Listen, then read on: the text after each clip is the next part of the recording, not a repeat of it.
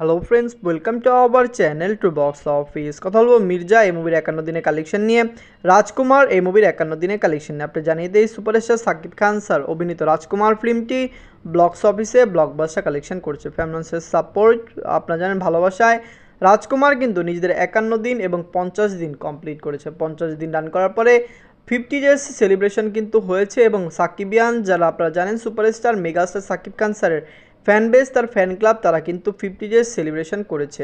কথা বলবে দুই টিমের কালেকশন নিয়ে। ভিডিও ভালো লাগে তো লাইক করবেন এবং এখনও যদি বক্স অফিস চ্যানেলটি সাবস্ক্রাইব না করে থাকেন, সবার আগে সকল latest subject plus box office collection জানার জন্য আমাদের চ্যানেলটি সাবস্ক্রাইব করে নেবেন। প্রথম হলো মির্জা নিয়ে বাঁচল 4 কোটি টাকা। লিড হলো অঙ্কুশ হাজরা স্যার, 51 দিন কমপ্লিট করে নিয়েছে। অঙ্কুশ হাজরা স্যার অভিনীত মির্জা ফিল্মটি বক্স অফিসে ভালো কালেকশন করেছে। ফ্যামিলির সাপোর্ট, ভালোবাসায় মির্জা ক্লিন হিট এবং ব্লকবাস্টার দর্শকদের সাপোর্ট পেলে অবশ্যই মির্জা লং টাইম রান করবে এবং অবশ্যই বক্স অফিসে মুভিটি 6 কোটি রুপি প্লাস বিজনেস করবে। আপনারা জানেন যে এর মুভি স্যাটেলাইট রাইট খুব চড়া দামে বিক্রি হয়েছে।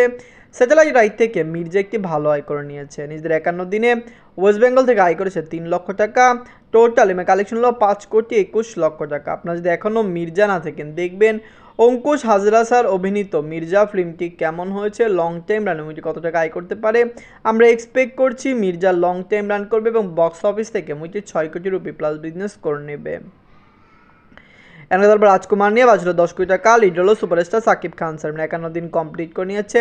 সুপারস্টার সাকিব খান স্যার অভিনীত রাজকুমার ফিল্মটি একটি ব্লকবাস্টার ফিল্ম। বাংলার দর্শকরা এই মুভিকে সাপোর্ট করেছে, ফ্যামিলিয়ান্স এই মুভিকে সাপোর্ট করেছে। আপনি জানিয়ে দিই, সুপারস্টার সাকিব খান স্যার তার ক্যারিয়ারের সবচেয়ে বড় বিগেস্ট ব্লকবাস্টার ফিল্ম দিয়েছিল প্রিয়তমা।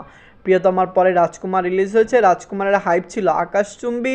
আপনারা জানেন এই মুভি থিয়েটারিক্যাল রাইট খুব চওড়া দামে বিক্রি হয়েছে।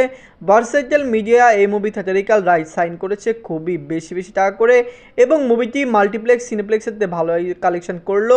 মুভিটি সিঙ্গেল স্ক্রিনে আপনারা জানেন খুবই কম কালেকশন করেছিল। রাজকুমার নিজেদের 51 দিনে বাংলাদেশ থেকে আয় করেছে 10 লক্ষ টাকা। ইউএসএ কানাডা মার্কেট থেকে আয় করেছে 1 লক্ষ টাকা। অস্ট্রেলিয়া মার্কেট থেকে আয় করেছে 1 লক্ষ টাকা।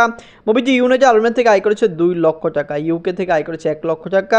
ওয়ার্ল্ড মার্কেট থেকে আয় করেছে 15 লক্ষ টাকা। টোটাল এমএ কালেকশন হলো 33 কোটি 86 লক্ষ টাকা। আপনার জানিয়ে দেই, মেগাস্টার সাকিব খান স্যার এই ফিল্মটি 33 কোটি টাকা প্লাস বিজনেস করলো।